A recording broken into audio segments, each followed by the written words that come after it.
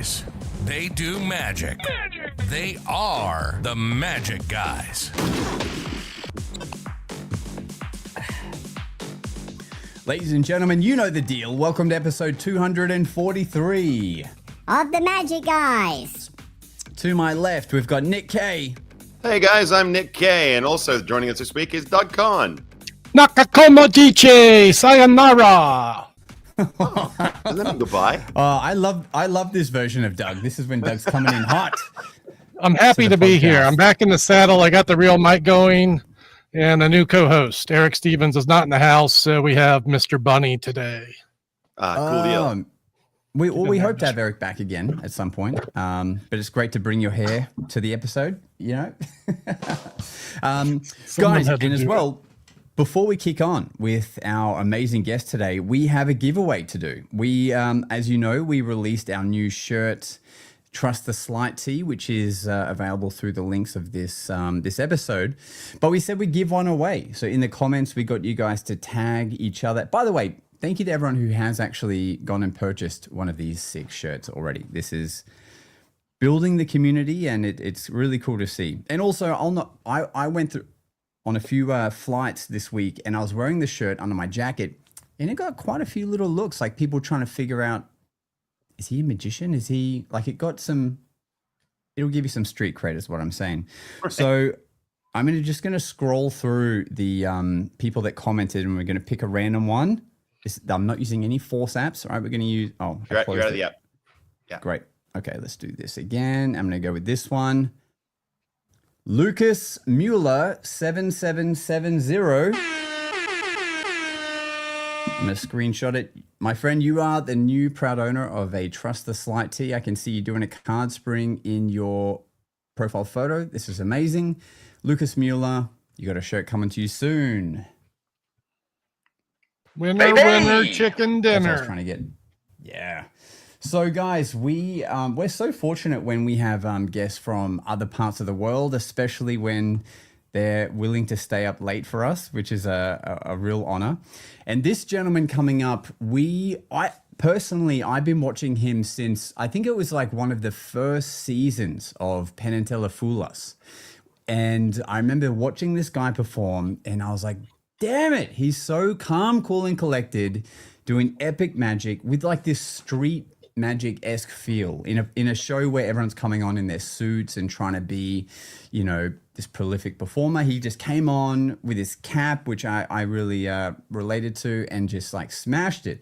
And ever since then, I've been following his journey, and he's just been going up and up. You know, he recently a finalist on Britain's Got Talent. He now has this wonderful show we're going to talk about that's slowly taken over the world, and you guys, and we're going to talk about a few other things he's releasing soon or appearing in soon. But gentlemen and ladies and wizards, please help me in welcoming, once I get the cue right, Mr. Damien O'Brien.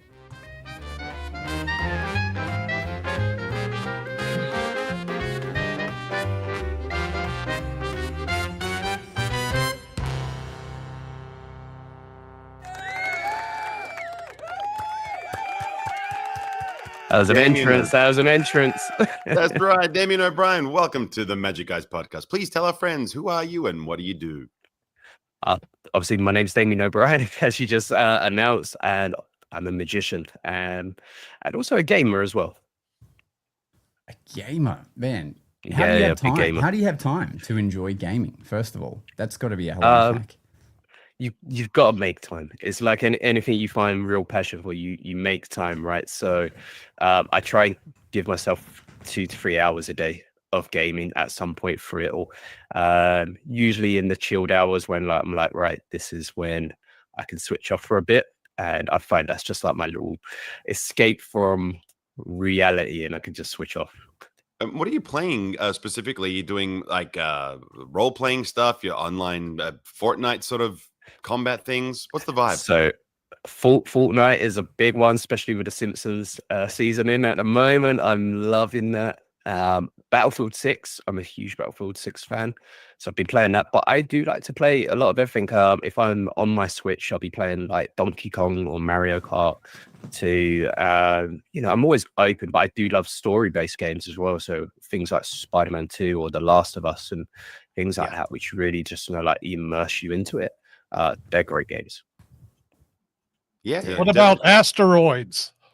I'll play that. I'll go into the arcade and play that. I've got time.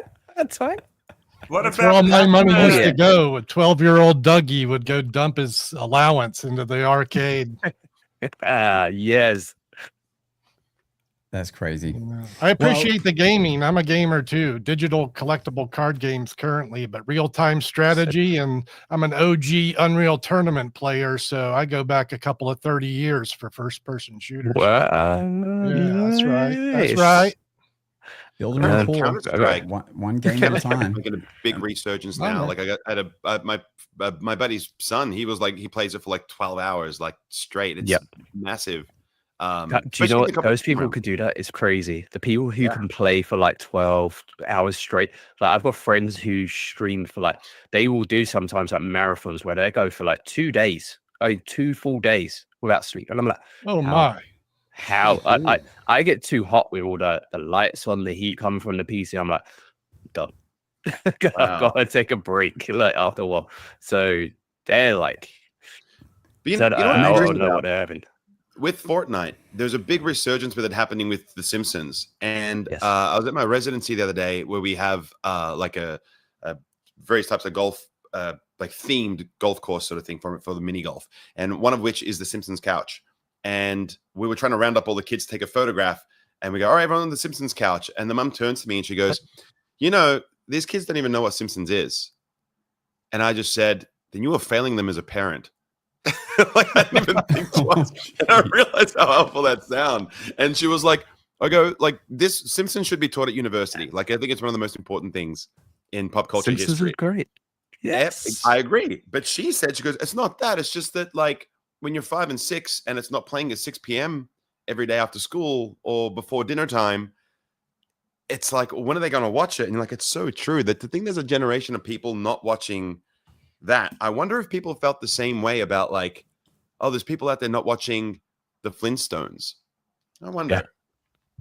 Well, it's all streaming now, right? So like you've got to go on to Disney Plus, stream Simpsons and stuff. So I know it's still on certain channels in the UK, but everyone's going to stream it now, and it's like, oh, when did I find time between this series I'm watching or that series, or I want to watch this movie? And so it's like what takes priority in these things now. So but yeah, I grew up on The Simpsons. I remember my sixth birthday, I had a Bart Simpson cake. Like, that's 34 years ago. Wow. So like that's I had all the Bart toys and everything. I loved Simpsons, man. Simpsons for life. Well, we have a question. I was going to say, like, with the amount of pop culture that you're sort of consuming, I kind of feel that's really good, and especially in like a mentalist realm, to be aware of like what's happening in pop culture, whatever else. Is there anything with regards to pop culture that you feel influences your magic? Maybe like, especially when you do stuff with older crowds and you're doing sort of something where you're saying, I'll think of whether it's like a film, something what stands out to you, maybe it's a quote or a line, and all these different things, whether it's like from an Indiana Jones movie, a Star Wars movie, stuff like that, like then like, or Gremlins, like crazy little things, like they all jump out. So like, and I loved all those movies. I've watched all of those stuff. So yeah, like you can always use that for your advantage, especially as like whether it's doing a prediction sort of reveal and everything, using techniques what we do, it's and it makes me go, oh yeah, cool, I wouldn't have thought that. Oh my god, yeah, I remember that. And then it actually like refreshes people to start thinking about it again. Strangely, they're like, oh man, I haven't seen that in ages, let me go watch that. If you're going to do like a deja vu type effect, you couldn't reference the movie Groundhog Day and expect a younger generation of people to understand what that is. No, and I'll put it to the group right now in the chat. Like, if you know what Groundhog Day isn't, because I hope that's a shorter list, be like, never heard of it. but like, how many people don't know that? And like I see Doug just going like, that's sacrilege that people don't know what that movie is. Doug's still just pissed people don't know what the Flintstones is. That's what's going on. Someone is asking, can we get your Twitch handle? Yeah, Twitch. I've got to be straight up honest. I don't stream on Twitch anymore, just TikTok. Oof. So, but if you want the Twitch handle, it's Damien Magician. It's still the same. All my social handles are the same. Damien Magician. Okay. You're streaming Magic on the TikToks? I stream gaming. Gaming. So I can't, like, my thing is like I got a lot of time for those guys who love streaming Magic on TikTok if they're doing it to people and stuff like that. But there's a lot of it I just find that's so draining. Dude, I want to perform for people next to me. I want to, that's how I started Magic, was performing to real people. I do social media content for the fact that, we kind of got you right to sort of build these things and keep it going. But like, I love, if I knew people were going to be there the whole time, but gaming is so much easier to stream because you're just immersed in the game. People come in, they want to follow the story with you, or they've played it and they want to talk to you about the story too. I find people who come and go, oh, can I join your game? And they start chatting to you and they're following your stream at the same time while they're gaming with you. And it's so much easier.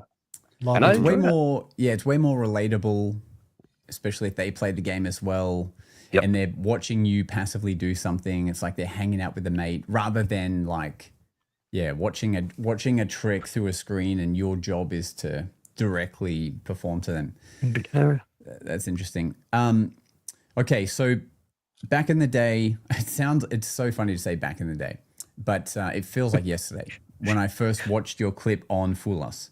That would have been, was that the first season? I feel like it was like one of the earliest memories of watching it. Was Ben Earl and Damien O'Brien. It was the original season. So what actually happened was there was a pilot episode before that, which originally had Ben Earl, John Archer, I can't remember everyone on it, and that was so Michael Vincent. It was a few people, and I was originally on the pilot episode, and the trick I'd done, I'd be sure about it was garbage, and we was like, okay, look, we're not going to use that broadcast. I wasn't happy with what I'd done either, and it was fine. But it was like, at that point, they kind of knew they was going to go for a season after, and it was like, we want you to come back and do the season. So then season 1 officially kicks off, right? Now I go back in with something a bit better, like a bit more clued up as well, understand what the situation is about. And remember, like, because obviously everyone auditions first to make sure, you're not going to perform something awful on there, or what someone else is already doing. And I remember doing this thing for Angelo Carbone, and he was like one of the consultants at the time. And was just like, it just floored him straight away. And he was like, yeah, that's full. And like, I remember Mark Oberon in the background, like, that's fooled me. And then so it gets there. But like, when I look back at that performance, I'm like, I still can actually see how inexperienced I was for TV. I don't feel like, when I look back, I'm like, oh, man, I look so awkward. Like, I feel like I was over projecting my voice to being, I don't know, like, not as, maybe more myself, more relaxed out, like how I am now. Like, obviously we grow as performers, and that was, maybe 16 years ago, nearly now. Damn. So yeah. Was that the first time that you had done television magic? No, I had done like this very short thing. But again, it was a series on BBC Northern Ireland. And there was loads of really great magicians, myself, Dynamo. There was Pete Heat, Laura London, Samuel Hurst. And the idea was, it was called Magic House Party, where we would go into these people's house and we'd help create a party around them with a famous Irish DJ. And we did magic with their things around their house, right? Nice. But that was fine because I was doing close up. And I'm just in my element. It didn't bother me a camera being there while I'm doing a close up trick, or even some like illusions sort of with stuff, because I'm like, this is fine, this is normal. But going on to Penn and Teller was a different beast. You knew half the audience was going to be magicians watching this. Like, coming into the shoot. You've got two of the best magicians judging you. And I was like, oh my God, like, this is like, you also don't know where camera angles are going to be, like, properly. Like, you forget a lot of stuff. And it was like, it was a real big one, you know, because it's went on our main, one of our main channels here in the UK, ITV. So that was a big thing as well, knowing that this is going out on prime time with millions watching. And it was insane. Wow. That's a great point. And for you, what was the after effect of being on such a watch show in the UK? I think one of the greatest things was learning, like watching the pros. Like, you know, I got to watch Taylor perform Silverfish from like literally feet away. Like the preparations, I got to see a bit of the stage and stuff was going into this, and it was like, it's just so inspiring. And all that made me want to do was get better. I think every experience you learn from, right, you take it in and you get better and better each time. So for me, obviously, it was my foot in the door for next projects, and to use again then for when I'm pushing myself to brands and advertisements. So I'd already had a couple of brand deals at that point with New Era Caps and Nike at the time. So it was then, okay, cool. I've just been on the show here from this. Obviously I've worn their brands. So now I can pitch that to the next brand. Go, look, I'm on TV. We don't know when I'm going to be on TV again next. We don't know whenever that's going to be. But it's like, why don't you put me up here? I've got a few more eyes on me now. Let's do this and let's do that. And then I was very lucky that I was performing at a lot of events where celebrities were and stuff like that, and getting media opportunities. And yeah, it was a break to get a lot more eyes of people who was working in TV magic to come and notice me. You know, working on projects, you worked on, you know, shows like Killer Magic, where you had to create a lot of tricks. Yeah. What is that experience like? Like, what sort of constraints and time restraints do you have? Like, how does there's so many questions for me surrounding that. Can we talk about that for a bit? Yeah, 100%, dude. So Killer Magic, that was one of the most fun projects I've ever done in my life. I loved every bit of it.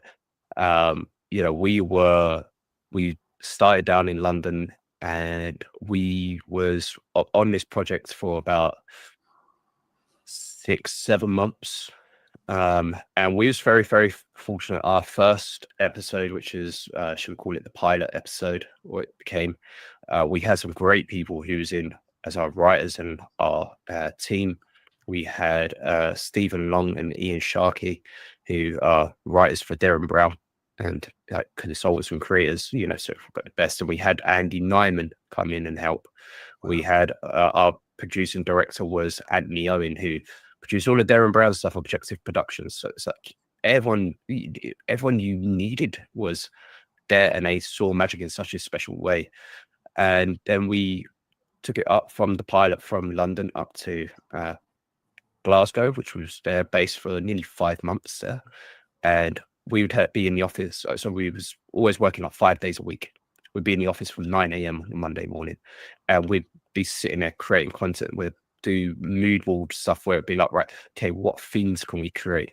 And we'd be writing down, like let's think about money, gaming, or you know, whether it's something to do with shopping or anything. And we're like thinking, what can we do? And so like you've got a bunch of magicians in the room now, like, you know, Ben Hart is insane creative, like, and he's we're just bouncing ideas.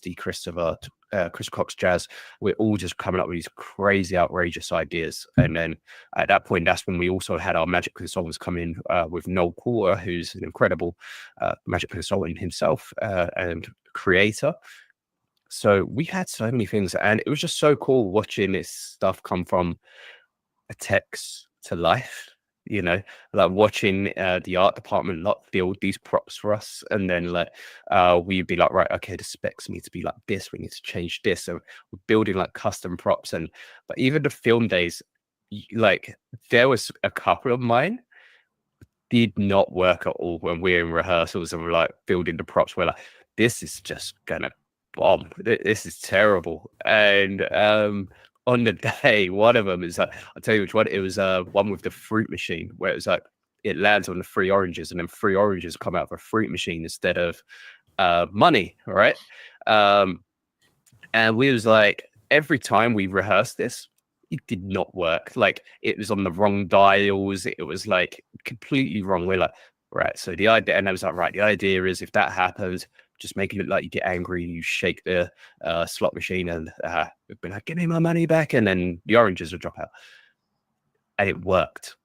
It hit perfect. The oranges came out, and I could see everyone in the back behind the cameras. Like, it's going, yes. And like, so when I'm streaming, going, yes, we won for it. My reaction was genuine. Like, it was genuine. Like, I'm so freaking excited because this has worked. So there was some great moments like that. It worked at the right time. Yeah, it's always the way. What was the overall concept of this show, Killer Magic? So Killer Magic was each week you had 5 magicians competing against each other, and you had to do a trick based on a theme, whether it was money or toys or food, stuff like that. And we would score each other out of 10. And whoever had the lowest score had to recreate a trick that had either injured or killed magicians in the past. So we did things like bullet catch, we done Russian roulette, buzzsaws, and all kinds of stuff like that. And it was actually like, I used to say to the people, like, if they was lizards, like, got to look at it in a good way. You get to, one, you get more airtime. You also get to create a pretty awesome illusion or trick, and that's part of your show reel now for life, that you're doing that. So that's a cool thing. Like, because one of them was got the other was like, why do I keep losing? Why do I keep losing? And I'm like, don't worry, like, it's good. It's just, yeah, all right, the trick didn't come off as great as you wanted, because sometimes, our reactions are like through the roof, like, and then other times they're like, okay, cool, that was great, yeah, oh wow, like, it's nice, they're sort of happy, but they're not like ecstatic, screaming, running away. Kind of the magicians judged each other, correct? Yeah, we judged each other. So our scores counted. No one, the producers was not involved to say, like, you have to give them this score or that score. No, it was whatever we wanted to give them. Right. So we all got, I think all of us got a bit of the up ones. Was someone got a 10, was like, really? It was like, because we all felt like this would have to be like so special to be a 10, of like, this would have to be like, it fooled every single magician. None of us know what this is. What have you done? And also, like, the reactions had to be wild through the roof to get that. And it was like, but we all know how this is done. Like, and all the thing is, the other 3 magicians who were scoring, because, like, it's 4 scoring total, right? And we all gave it like similar thing. It was like, it was a good trick. We're like, cool, that's an 8. Like, and there was a 9, and there was another 8. And it's just like 10. And we was like, what did they just say? And we're like, wow. It was like some member. There was like a really tough one with Ben in like basically like an ice bar, and he was in his boxers. This crazy sleight of hand with an egg, and like, he's just like this. It's everyone else is like in those big jackets to stay warm, and so the things he was pulling off, was mind-boggling. I mean, you guys know how hard it is to do magic in the cold. Horrible. Wow. We've got a viewer asking, is that still available to stream anywhere to watch, Killer Magic? I would say try and hit it up on YouTube, because it used to be on BBC iPlayer in the UK, but I think they took it down not long ago, actually.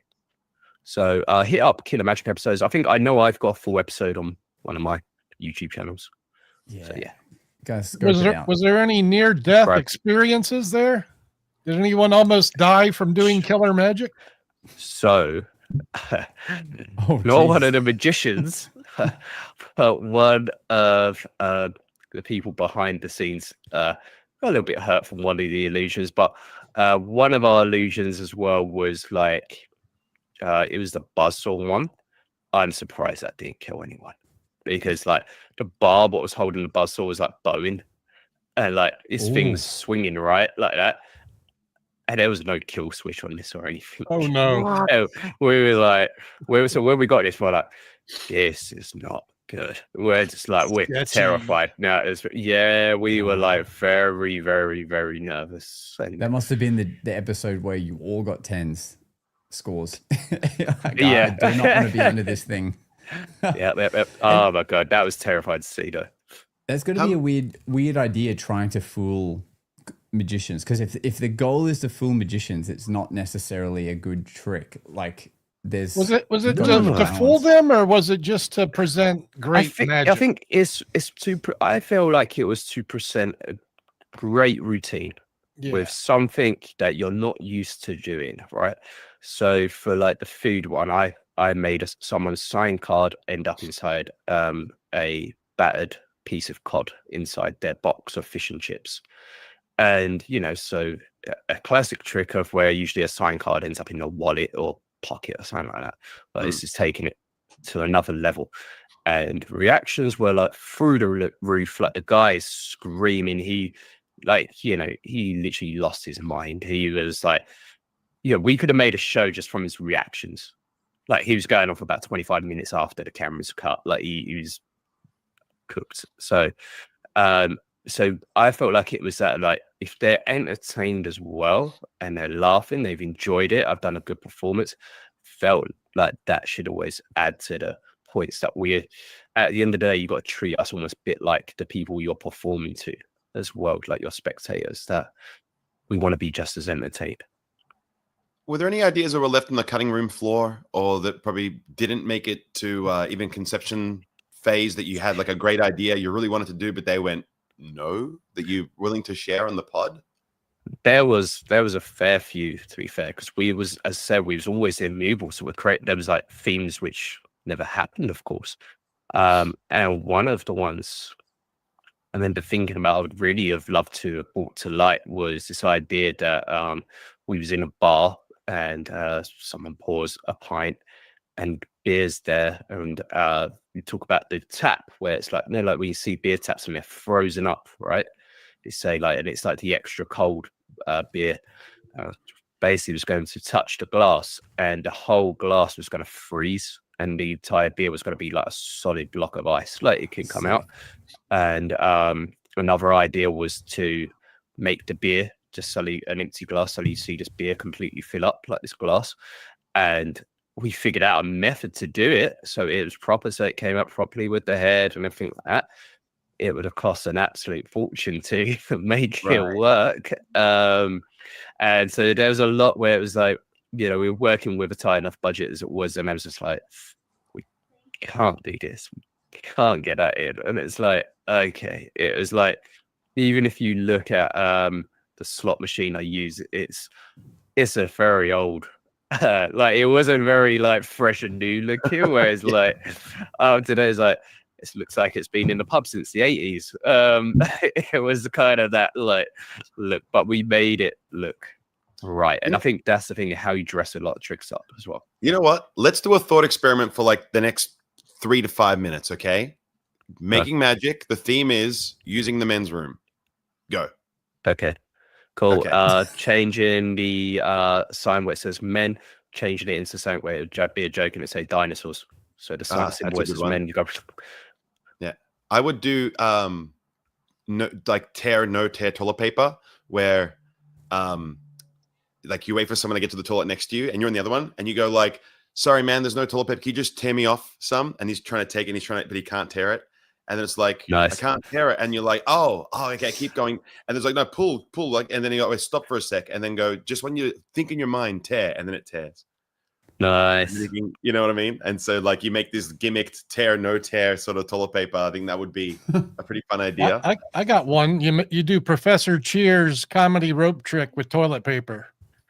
So you're walking out of the bathroom, piece of toilet paper hanging out of your leg, you start pulling it, it comes all the way out, it hangs up on the arm, it comes out of the arm, then it's on the other arm, and then the boxers come out. Toilet paper instead of rope. What about like a levitation where everyone, your back is to the guys in the toilet, but you're standing up at A the trough urinal peeing. levitation. You're peeing, and then you You start start levitating levitating. off the ground while you're That's a peeing. banger. Oh man, I get some looks. So, okay, so yeah. you go to the men's room and there's a line, and then a guy dressed like Jesus walks in, and he's like, "Oh, is it busy?" And he's like, "Oh," and then he sees an empty wine glass, so he just cowers over it. He's water wine. Puts it down, this full glass of wine, and he walks away. No. Jesus. Oh, this is good Oh, stuff. that would be great. That would be great. All right, I love all these funny ideas, but I'm curious of what's actually happened at some of our events. So I think Nick, I think we should roll into a little gig story segment. Let's do it.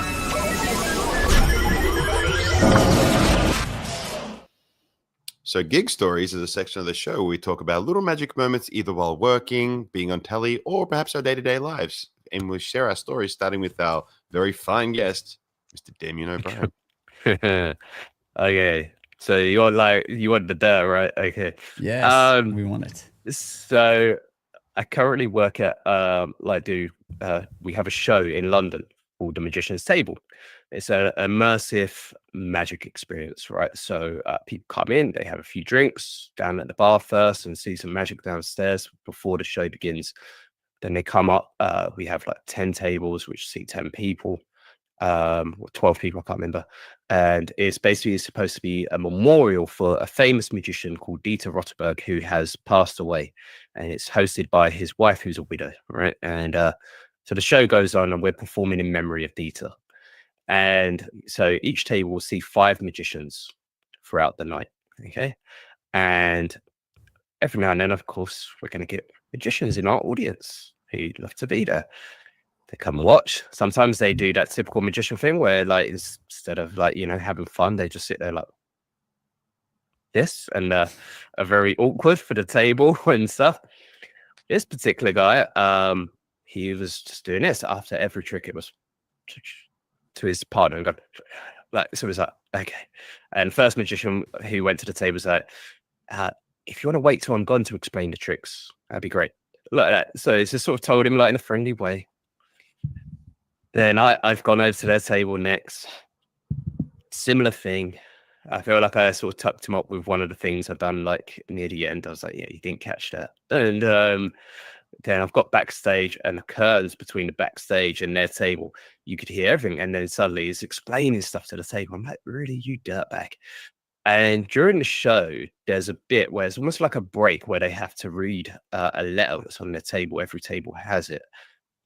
And that's one of the magicians of our team has walked out. He's suddenly performing the vanishing bird cage illusion. We're like, what? Like you brought it with him? He brought in a vanishing bird cage illusion, right? We're like, this is not like some simple setup. Like, you know, if you're a magician, you know how extremely complex that is. And it's like, why would you just perform that at another magician's show? That's like any one of us turning up to David Blaine's thing and suddenly performing in the middle of the theater, right? And we're like, really? And he didn't do it once. He done it 4 times. And we're like, well, and I couldn't hold it in. And at the end of the show, I went up to the table and I was like, so did you enjoy the magic, what you got to see at the tables, or did you enjoy the exposure? And like one of the guys who's so polite was like, oh no, we preferred the magic. Like, that was a lot better. And we just couldn't get over this guy because like we had told him sort of at first. I seated the guy and I was like, oh, I know. So playing card pin badge, you know, and I'm like, okay, straight up magician. You could tell it a mile away. And I was like, oh, nice to meet you, man. We hope you enjoyed the show. Now, most magicians are great when they come to the show. They're just like, they cheer, they support, like, you know.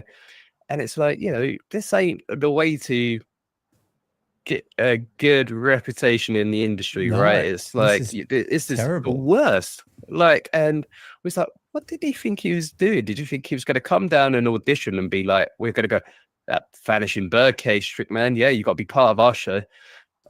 Yeah, like what was going on in his head? Like by him explaining how the tricks worked, did he think that meant people thought, oh, he's so smart and he's above this show? Could you describe him? Was he an elderly man? Was he No, senile? no, dude, he was young as it got. I would say he was mid to late 20s. Like, so it's not like the sort of thing what he done is what you expect a 12-year kid to do at a party. Yeah. Come run out because they've learned a trick, right? And they're just super excited to like show it off. And Well, from we now on, we just couldn't believe it. from now on, Jack Rhodes, you are banned from all magicians' table shows. Jack all right? Rhodes. Jack Rhodes is fine. We like Jack Rhodes. We love Jack Rhodes. Ah, just kidding. But that's wild. You know what? Because I bet was there also a point where you were like, should I just go out there and tell them how the vanishing cage works, just so he feels that feeling? Or No, because to me, it's like, then you obviously you're no good as him, right? And I'm just like, because it's a beautiful illusion. But I'm like, at what point does like the table suddenly think, he wasn't sitting there with a bird cage with you before? And why you got a bird cage on you for the first yeah, in one? Like, who walks around with an empty bird cage? Like, it made no sense. Yeah. It's just It's like, not a- there's nothing there. it's not an impromptu effect. It's not a walk around, and also it's not justified for people to just see you walking around with a bird cage. Yeah. And what was funny after the show, I've come out, I've gone out, I've left the building quickly, and there's just like a shop opposite, and I've like, was that right? Let me grab myself some water and some bits to head backstage, because we do like a double show each time, so we have 2 shows. And I've walked past and I've seen him, and I was about to approach and be like, "Hey, look, man, I'm going to give you a little bit of just friendly advice because it's." And he was doing it to somewhat like another big group out there who just came in and watched the show. And I was like, do you know what? He's a lost cause, right? Offering. No, I'm just like, I'll walk it off. I'm like, I can't do it. But it's wild. Sometimes you got to put those ones behind you, man. That happens. Yeah, Yeah. my residency happened the same sort of thing. This guy rocked up, and I remember because I was performing. It's like, oh, you got another magician working on the other side of the venue, and I was like, who? Like, I know everyone in this, and I see this cat. I don't know this guy, right? And I know everyone in this town, like straight up, because they typically work for me. And so I'm looking at him like, that's just some cat, like doing his thing. And he went out that day. He was like, I'm doing magic today. I'm putting on my right?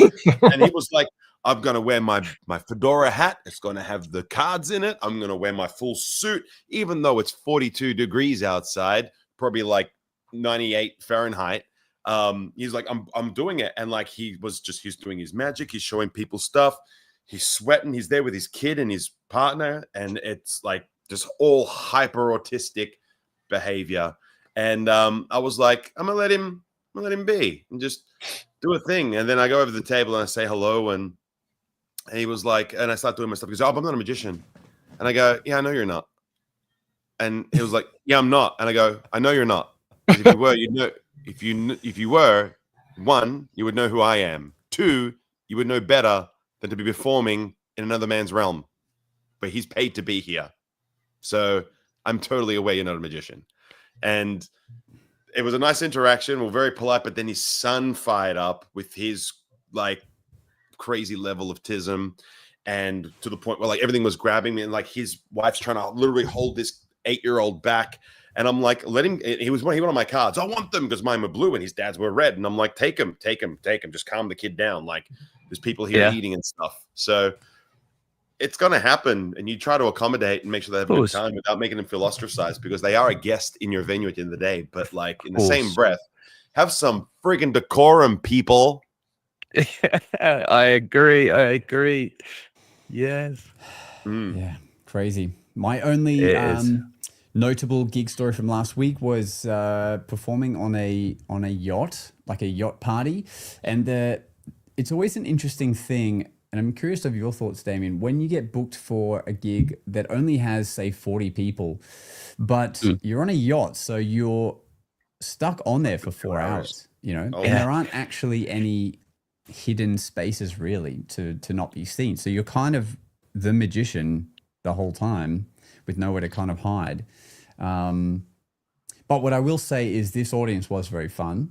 They like they all enjoyed their own partying. So there was like a mini dance floor on the main deck that they would mainly be at, and I would just sort of come in and out between the top deck and the bottom deck. But I definitely in advance took like all the things I would enjoy performing that can't blow away, and I would just like pick one prop, like spend that 30 minutes showing everyone that prop if they wanted to see it, like a Rubik's Cube, for example.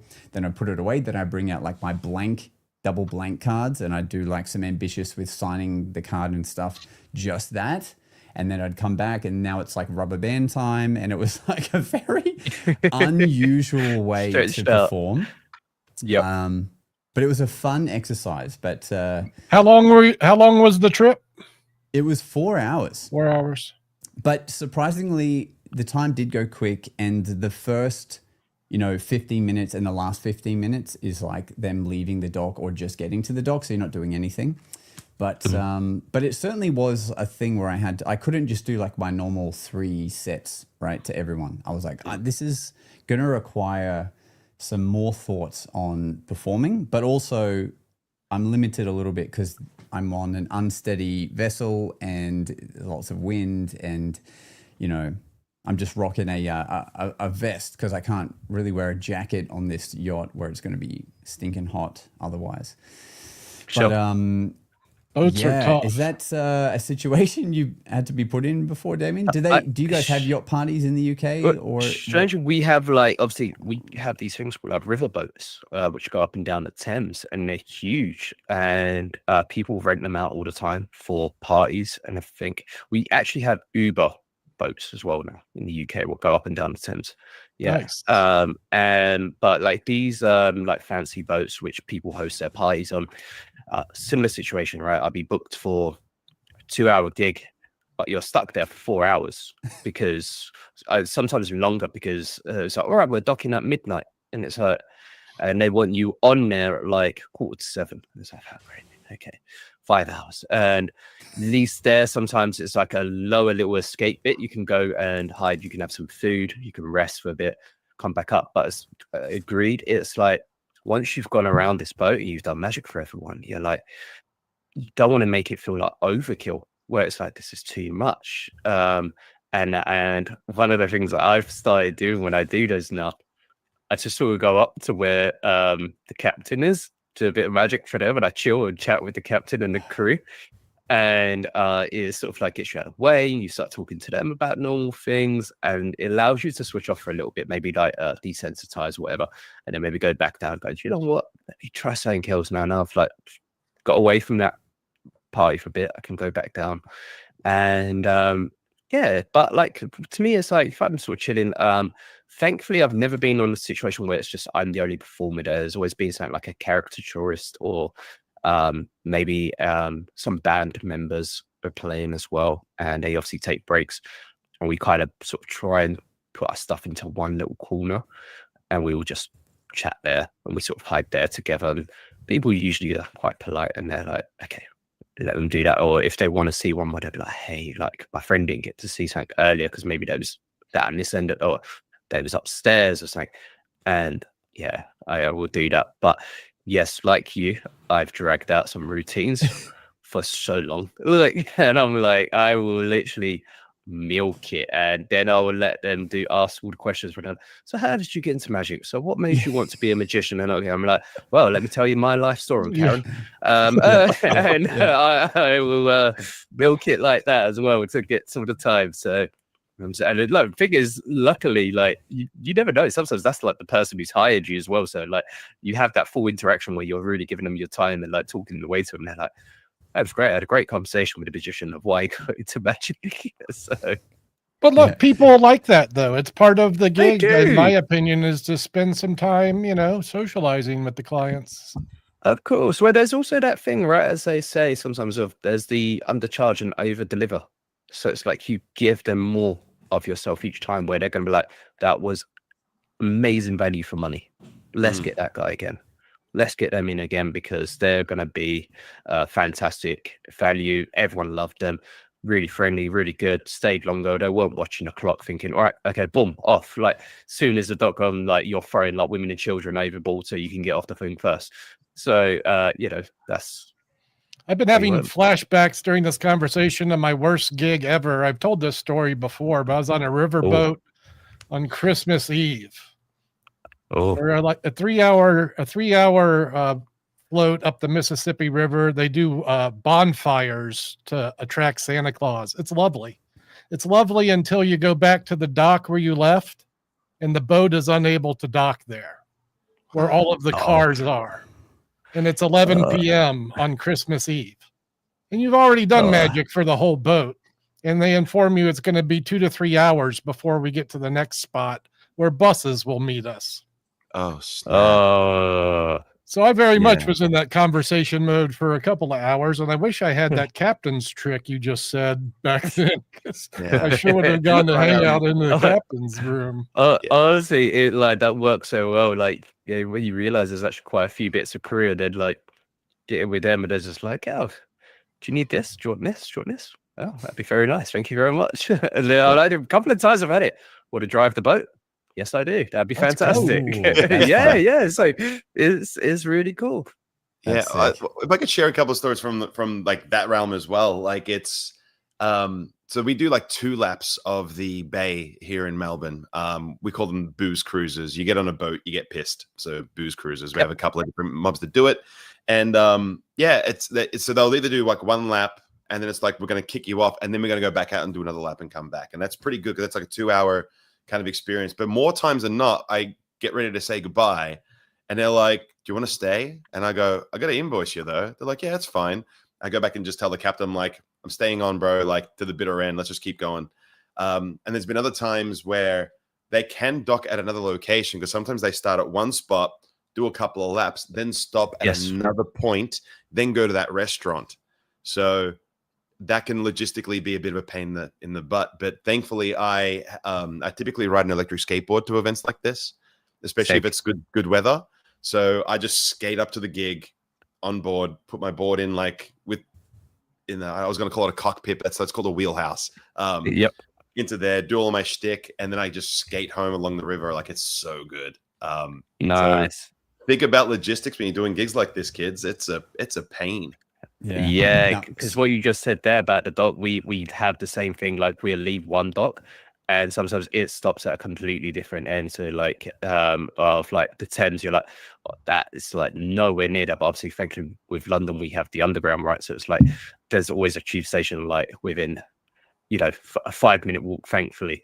But it is, you're 100% right. You have to take all that into consideration of like suddenly like if that adds a lot more time on you getting home, you've got to really read that fine print because they throw that at you like last minute, like, "Oh, by the way, we're docked down here." What? Like, what do you mean you're not going back to where like we started? I planned my journey. So, I mean, for real, it's Christmas Eve and my car is over there. It's already 11 and I've got 3 kids at home, Yeah. Was they like, Krampus must have him? Right, we got we've only got a short time left with Damien, and we can't leave without not touching on one of the big projects that you've done, which is Britain's Got Talent. Well, I can't even hang on. I got to do that better. Britain's Got Talent. Yeah, there we go. You made it to the finals. That's like an insane accolade. So I guess so much to unpack there, but like, what was your thoughts or like your idea going into that show? Well, the thing is, I'd been headhunted for it for nearly 5 years. They'd been trying to get me on there, and I was like, no. Nothing felt right. It didn't feel the right time. Okay, that's interesting. And a year before I was supposed to do it, no, 2 years ago, before I did, I was going to potentially do it. And I actually pulled out due to mental health reasons. And I was like, right, not right. I need to make sure I look after me first. Did that. And then I went back in and it was like, right, I'm going to prove to myself I'm going to do this. And like worked with some ideas with Russ Stevens, and we come up with this idea, which was the metal phone. And it had never been seen by anyone before. It just hadn't even been released yet when I did it, which was fantastic. And we added to it with the engraved number on it, because I was like, right, it's not just a metal phone. How do we layer this? And the end of the day, it was like when you realize you do BGT or AGT or any of those sort of things, really the show is about those 4 judges. Make it about them, feed their ego. So that's why we made it that, right, this is going to have Simon's date of birth. The main guy, the main character, he's going to get to keep this insane souvenir. Like, you know, hopefully what our plan was to go, by the way, this is a gift, you can keep this. And so we've done that and go, Simon, this is for you. Like, I personally make so when he comes after, he's like, can I keep this? I'm like, yeah, that's yours. Like, there's nothing to hide there. That is just a piece of metal with your date of birth engraved on it. And he generally kept it. So, but our plan was to always make sure I was being my authentic self, being me. Russ was very, very good at helping me create stuff that fit to my style, my approach. And he really gets the show, obviously. He understands he's had so many different magicians on there. And we decided, so once I was through to the semi-finals, we was like, okay, how do we top that audition? Because that was nuts. We had like, you know, a huge sort of thing. And now things are very different. We've got no audience. We're virtual because it was in the pandemic. So we was like, let's do what no one's done before. Let's pick up exactly where we left off. And we continued the story with the metal phone. So it was like, I brought it straight back out. It was like 6 months ago when you saw me here, I did this. And I've done this using things, special moments. So again, we're going to play with this. And then we pulled different memories from people of different times and stuff what meant to them. Now we turn the phone back into a real phone. I say 6 months ago, this is how I left my phone. And now it's with the date of what one of the judges said, Amanda.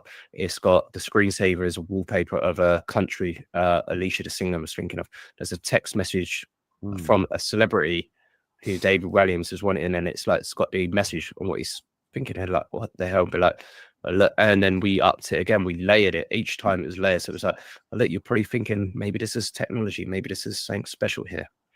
And we do obviously the ultimate prediction system. So pull out the piece of paper, we unfold it now, it's all handwritten. It's like, what the hell? It's got everything. And then the final bit, there's just an easel there, and we turn it over, and that's got the word the last judge had been thinking of. And it just frightened, because it was each time, and even then I was like, but that's not it. And I was like, and then I turned the easel, and they're like, what do you mean that's not it? Like, because that's the thing with the phone as well, the engrave. I'd done that to Simon when it was just their numbers they created. It was like, but that's not it. So the audience was like, hey, what? Because everyone thinks that's done there. And you just say, bomb, bomb, bomb, this. And it's just that extra, like, whoa, like, sort of moment. So, and even in the final, even though I didn't do anything with that particular phone, I still referenced it. I pulled it out of the box because I was talking about my memories, my time on BGC, and I pulled it out. I was like, the metal phone, you'll remember. And I sort of put it back in the box. And then we still done a trick with a phone. So I was like, I'm not going to change up now and suddenly do, well, I don't know, where like a big grand illusion or some sort of water tank escape. It would make no sense for me. And I was very smart where I made sure I plugged my Instagram on there as well, because it was like, we're in a pandemic.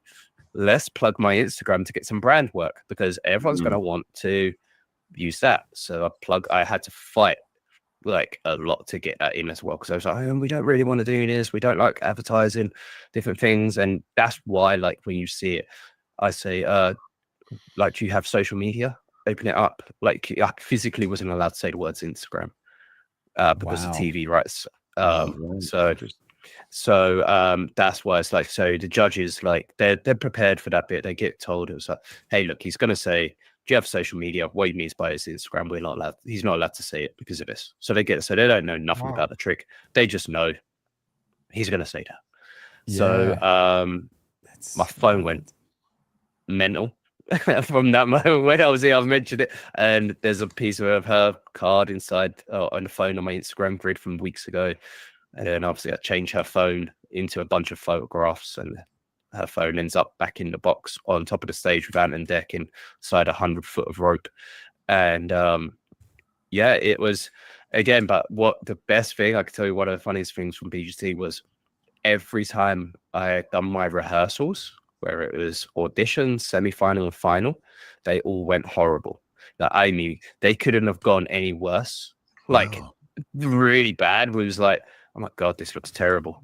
This ain't great. This ain't great. Like, my semi-final performance, actually, we the routine changed 24 hours before we performed it.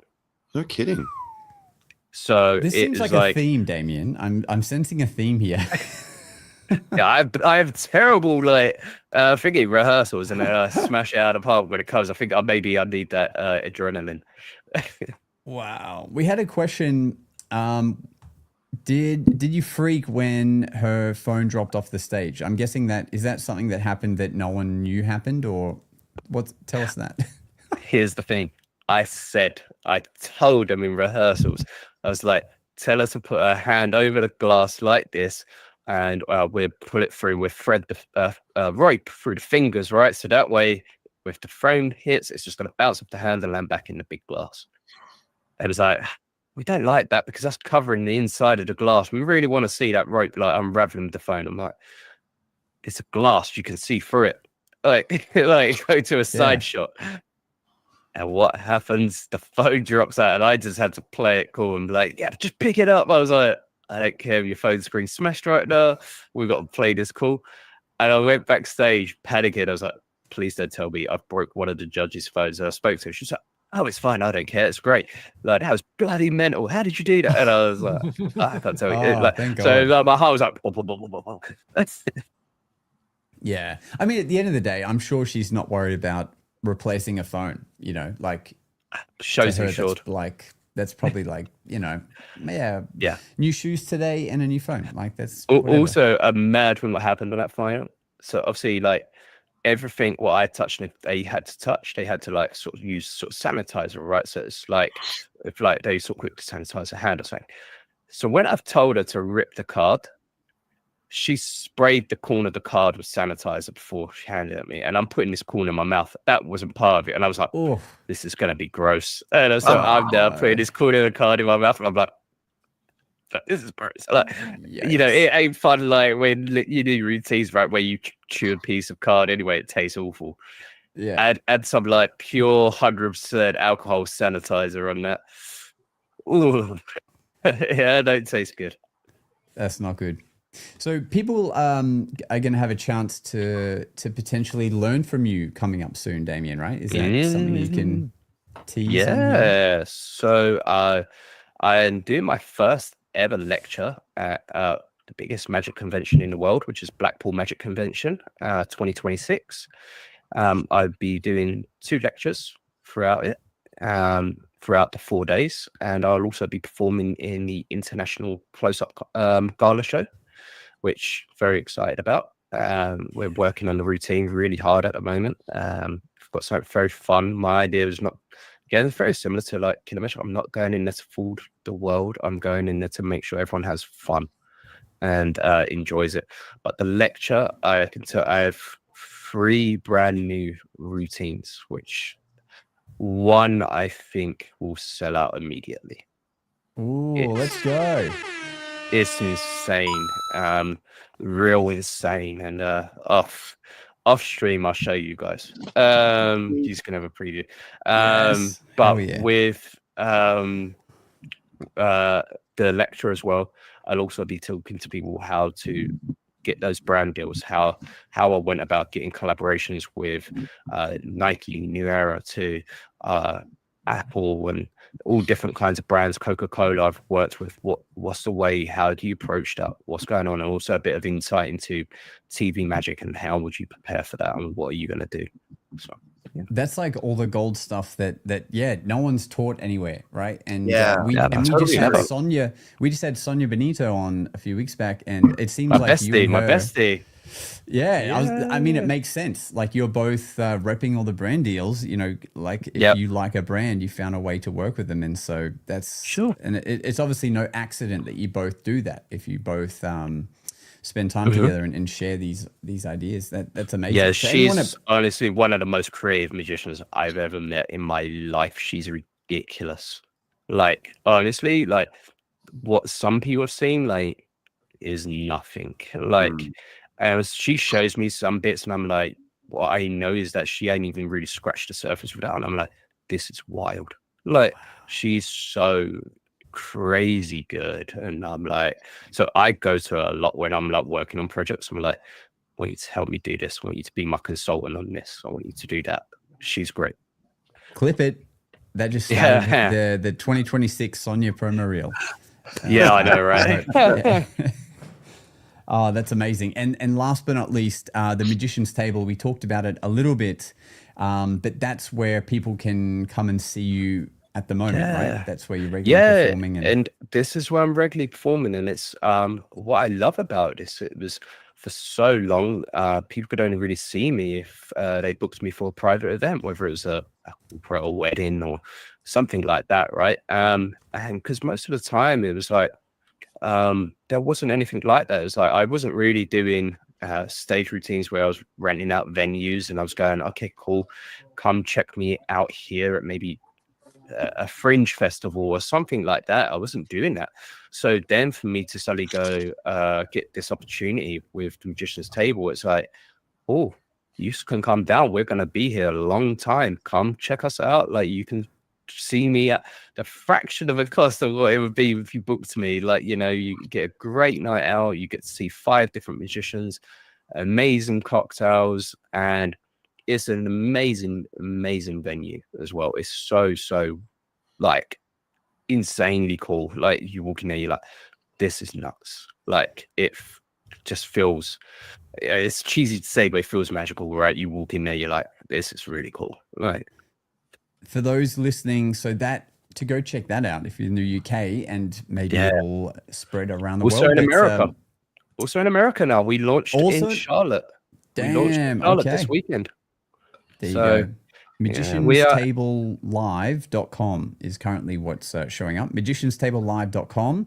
You can see Damien on the lineup of great lineup of performers here. This is it. Yeah, we have some amazing performers.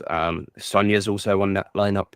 A couple of others like Yolin, who's like, you know, one of the best card manipulators going. Like, that dude is like, I love Yolin. He's such a nice person as well. Dan Ho, Nick Stein is insane. Like, his character, the Crooked Croupier, is brilliant. Wow. And of course we have Ian Sharkey, the guy who wrote it all, and he is the mastermind again behind a lot of the Darren Brown stuff and that. So, but we've had Darren Brown down here as well. He loved it. Darren loved the show. So we've had people like that down, which is like, to us, is such a brilliant, you know, to have someone like that give their seal of approval. It's like, this is very high praise. Very high praise. Yeah, it's like, it's nice when you've got that. It sounds like you're in great company over there. Like, you're around the right people and you just doing what you love, getting these brand deals, and you have time for gaming. I mean, this is incredible stuff. This is groundbreaking stuff.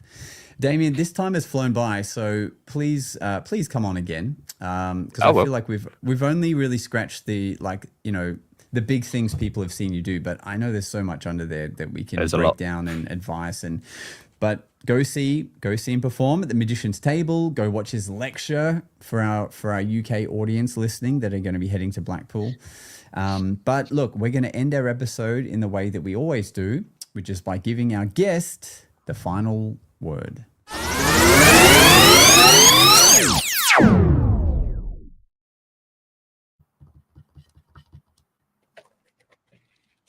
Watching. Final word from me will be just to always pursue your dreams. Go for it. Don't let anyone tell you you can't do something. If you're passionate about something, go for it. Practice. If something goes wrong, learn from those mistakes, and it will help you become a better performer. Do not let it deter you. And I really appreciate it. And if any of you ever need any help, ever, like just some advice or anything, you can always just drop me a message on Instagram at Damien Magician or Facebook, any of those places, and I'll do everything I can to help you. Peace. Thanks for listening. It's time for us to disappear now. But we'll see you again on the next episode of The Magic Guys.